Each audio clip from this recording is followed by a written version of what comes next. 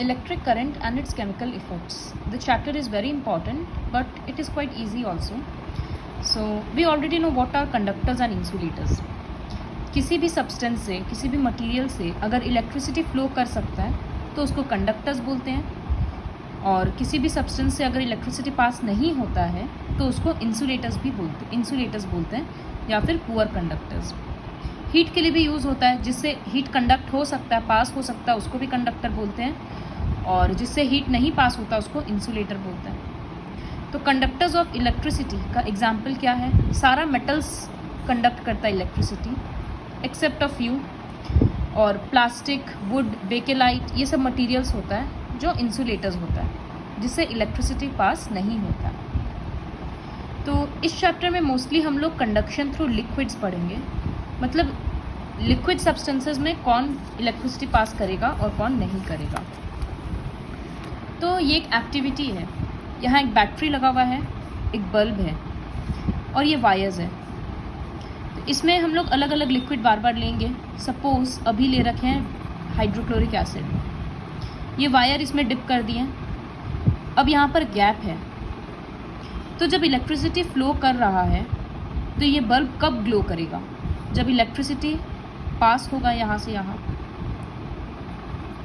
तो इसका मतलब जब हाइड्रोक्लोरिक एसिड इलेक्ट्रिसिटी को अपने से पास होने देगा तब इलेक्ट्रिसिटी यहाँ पहुँचेगा और बल्ब ग्लो करेगा.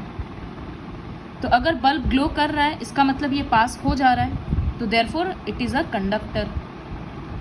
इसी तरह से कोई लिक्विड लिए और बल्ब ग्लो नहीं कर रहा है, तो इसका मतलब ये जो गैप है ये क्रॉस नहीं कर पाया इलेक्ट्रिसिटी, तो इसका मतलब the substance is an insulator. तो बहुत सारा अलग अलग सब्सटेंसेस है, जैसे लाइम जूस, टैप वाटर, ये सब कंडक्टर है. तो bulb will glow, yes it will glow. Good conductor, poor conductor, good conductor. But distilled water, तो डिस्टिल्ड वाटर क्या होता है? जैसे गाड़ी के बैटरीज वगैरह में डलता है, जो टैप वाटर होता है, जो नल में पानी आ रहा है, उसमें बहुत इम्प्योरिटीज़ होता है, उसमें बहुत सारा आयंस होता है. क्लोराइड आयंस होता है Cl-, सल्फेट आयन होता है SO4 2-, Na+, इस तरह से बहुत सारा आयंस होता है. तो इस वजह से वो इलेक्ट्रिसिटी कंडक्ट कर लेता है. लेकिन जो डिस्टिल्ड वाटर है, जो बैटरी वगैरह में डलता है कार के, that is the purest form of water. उसमें से ये सारे चार्जेस को हटा दिया जाता है.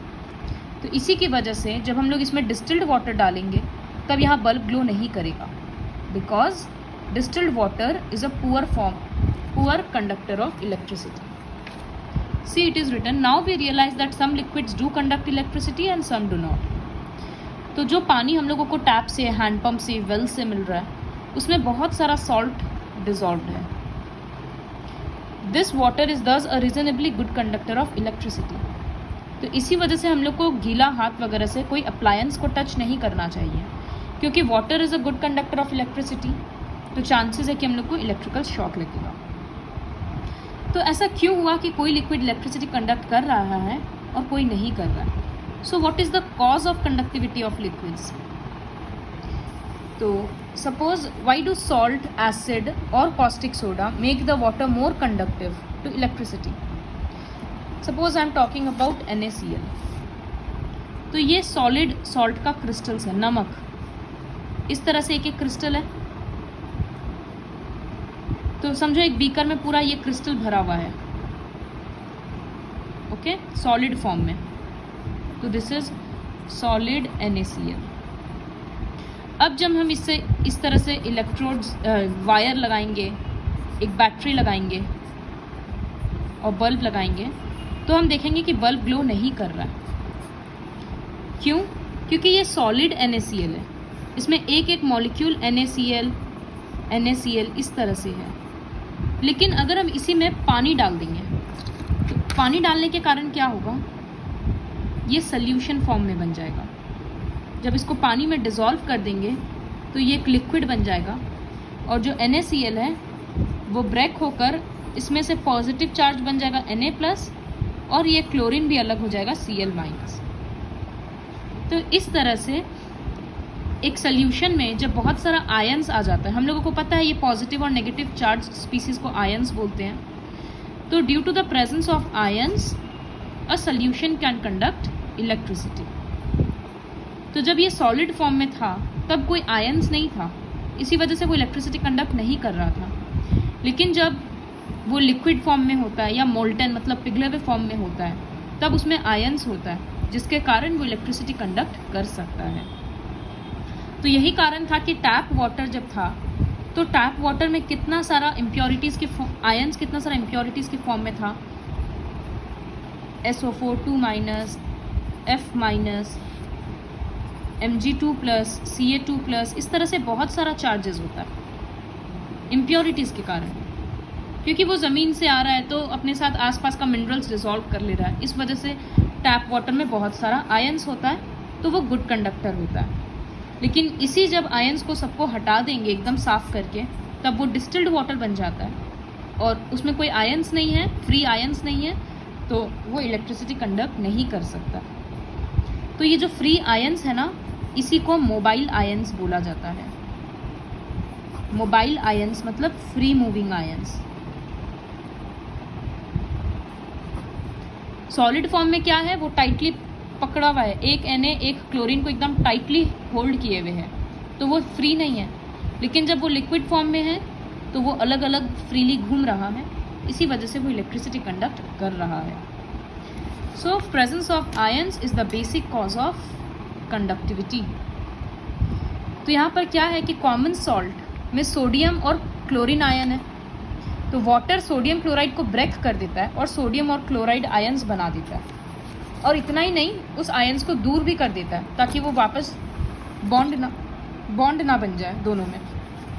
तो it is the movement of these ions, see it is written, it is the movement of these ions within the solution that makes distilled water conductive to electricity. तो जब तक जैसे एक डिस्टिल्ड वाटर लिया गया, उसमें अगर नमक डाल देंगे तब वो कंडक्ट वापस करने लगेगा। क्यों? क्योंकि नमक डालने से उसमें आयंस आ गया तो इलेक्ट्रिसिटी कंडक्ट हो रहा। तो अब हम लोग को समझ में आया बेसिक कॉज क्या है, मूवमेंट ऑफ आयंस।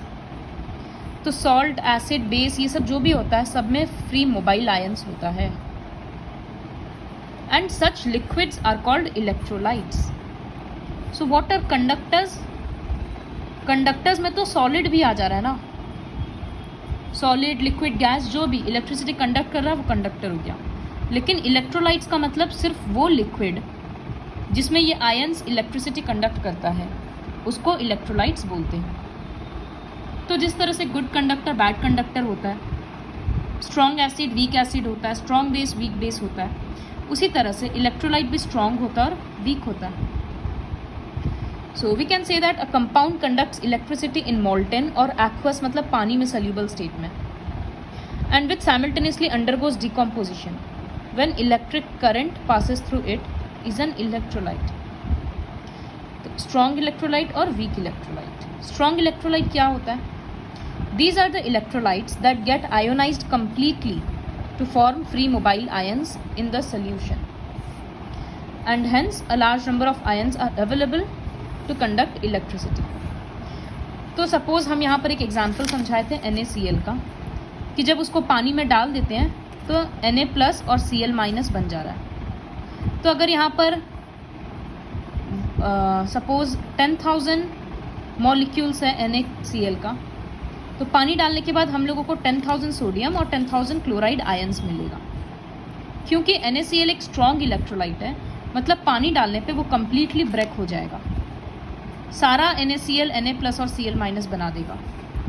लेकिन अगर हम एक वीक इलेक्ट्रोलाइट लेते हैं, सपोज एसिटिक एसिड CH3COOH, तो जब हम इसको ब्रेक करेंगे तो एक तो हमको मिलेगा एसिटेट आयन और एक मिलेगा हमको H+, लेकिन ऐसा बहुत सारा मॉलिक्यूल्स होगा जो ब्रेक होगा ही नहीं।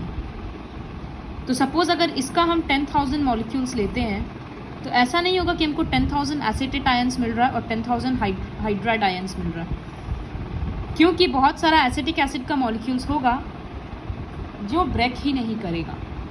वाई? बिकॉज ये वीक इलेक्ट्रोलाइट है। So what are weak electrolytes? The electrolytes that get ionized only partially to form free mobile ions. 10,000 में से हो सकता है 5,000 6,000 मॉलिक्यूल ब्रेक करेगा, बाकी रह जाएगा। तो सिंस फ्री मोबाइल आयंस कम मिल रहा है, इसी वजह से ये इलेक्ट्रिसिटी कम कंडक्ट करता है। तो जब दोनों का डिफरेंस लिखने आएगा तो दोनों का डेफिनेशन और ऐसे एग्जाम्पल्स लर्न करना होगा। Now the next topic is conversion of chemical energy into electrical energy. We already know that energy can be changed from one form to another. Energy can neither be created nor be destroyed. जैसे हम लोग electricity conduct करते हैं तो वो कैसे होता है, पानी का पोटेंशियल और काइनेटिक एनर्जी को हम लोग इलेक्ट्रिसिटी में चेंज कर देते हैं। फिर हम लोग थर्मल पावर प्लांट्स में से इलेक्ट्रिसिटी बनता है, तो वो कैसे होता है, हीट एनर्जी को इलेक्ट्रिकल एनर्जी में कन्वर्ट कर दिया जाता है। तो we can convert one form of energy into another, but another energy can neither be created nor be destroyed. तो एक साइंटिस्ट थे अलेक्जेंडर वोल्टा, वो एक पहला कन्वर्जन जो कि काफ़ी काम का कन्वर्जन है वो इन्वेंट किए थे इन द ईयर 1790, और इस सेल को उनके नाम पर वोल्टाइक सेल का नाम दे दिया गया। वोल्टा से वोल्टाइक। क्या था इस सेल में ऐसा, वो क्या किए, एक बीकर में सल्फ्यूरिक एसिड लिए और 2 इलेक्ट्रोड डिप कर दिए। सो वाटर इलेक्ट्रोड्स, ये सब मेटल का प्लेट होता है जो इलेक्ट्रिसिटी कंडक्ट करता है। तो देखो यहाँ पर कोई बैटरी नहीं है, एक जिंक रॉड है, एक कॉपर का रॉड है और सल्फ्यूरिक एसिड है।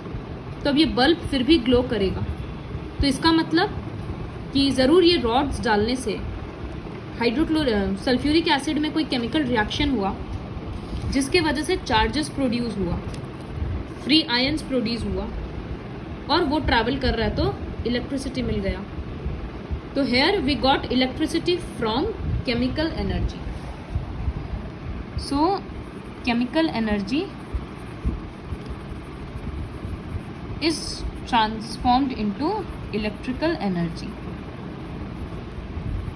तो ये बहुत काम का चीज़ है। जो आज हम लोग के फ़ोन में बैटरी होता है और जो पेंसिल बैटरी वगैरह होता है, वो सब में यही तो होता है कि केमिकल्स स्टोर किया हुआ रहता है, वो रिएक्ट कर करके इलेक्ट्रिसिटी प्रोड्यूस करता है। So this is how chemical energy is produced into electrical energy. तो इसका पूरा स्ट्रक्चर याद करना होगा, इसका arrangement. 2 rods of zinc and copper known as electrodes are dipped in a solution of dilute sulfuric acid. These are chemical reaction. There are chemical reactions within the system.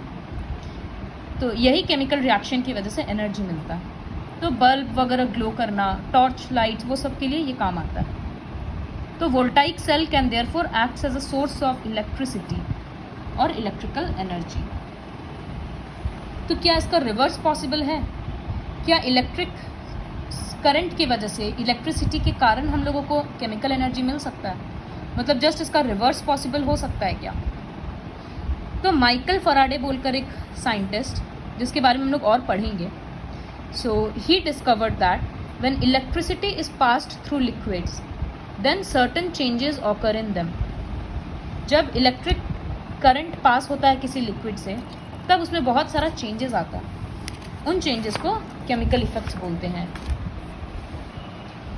और Faraday जो experiment किया उसको वो electrolysis बोला था। क्यों? क्योंकि वो basically what he did was, so he took water, इसमें वाटर था और 2 रॉड, वही electrode, and he connected the battery ताकि इलेक्ट्रिसिटी मिले। तो ये बैटरी का पॉजिटिव टर्मिनल होता है जो तुम लोगों को पता है, और ये छोटा वाला नेगेटिव टर्मिनल। यहाँ तक पानी था, पानी में कुछ ड्रॉप्स किसी एसिड का डाल दिया गया, सल्फ्यूरिक एसिड बोल सकते हैं। 2-3 ड्रॉप क्यों डाला गया? ताकि ये पानी इलेक्ट्रिसिटी अच्छे से कंडक्ट करे। तो 2 टर्म तुम लोगों को याद रखना होगा कि जो रॉड बैटरी के पॉजिटिव टर्मिनल से कनेक्टेड है उस रॉड को एनोड बोलते हैं, और जो रॉड बैटरी के नेगेटिव टर्मिनल से कनेक्टेड होता है उसको कैथोड बोलते हैं। सो anode and cathode.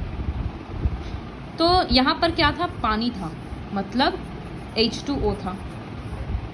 When electricity is passed through water, he observed that दोनों रॉड्स में बबल्स निकलने लग गया। तो बबल्स क्यों निकल रहा है? इसका मतलब वाटर में कोई रिएक्शन हो रहा है इलेक्ट्रिसिटी के पास होने से। तो क्या रिएक्शन हो रहा है? वो पता चला कि एनोड में ऑक्सीजन रिलीज हुआ और कैथोड में हाइड्रोजन। तो इसका मतलब जो H2O था वो ब्रेक होकर हाइड्रोजन और ऑक्सीजन बनाया। So on passing electric current, ये रिएक्शन हम लोग ऑलरेडी डिकम्पोजिशन रिएक्शन में पढ़ चुके हैं। That when electric current is passed through water it decomposes to form hydrogen and oxygen. So this reaction is called electrolysis. Electro किस लिए हुआ? इलेक्ट्रिसिटी के कारण, और लाइसिस का मतलब ब्रेक होना। तो यहाँ पर वाटर मॉलिक्यूल्स क्यों ब्रेक हुआ? क्योंकि इलेक्ट्रिक करंट पास हुआ। So this is his experiment of electrolysis. देखो मटेरियल्स रिक्वायर्ड में a battery, 2 graphite pencil, a beaker, tap water, connecting wires and tape. तो वो पेंसिल के ग्रेफाइट पेंसिल के दोनों एंड को शार्प कर लिया, बीकर में पानी भर दिया और इस तरह का एक सर्किट बना दिया। और it is important to make good contact with graphite in the pencils, secure the wires with tape. वो सब कनेक्शन टाइट करने के बाद वो क्या किया? इलेक्ट्रिसिटी पास किया। Now for 3 to 4 minutes, after 3 to 4 minutes observe the electrodes carefully. Photo में दिख रहा है यहाँ पर बबल्स रिलीज होने लगा।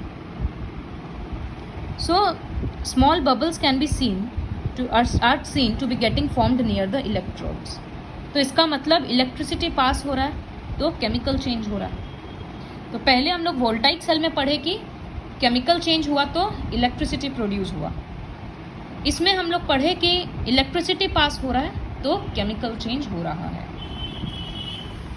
It was a British chemist William Nicholson who had shown that if electrodes were immersed in water and a steady current was passed through it, bubbles of oxygen and hydrogen are produced.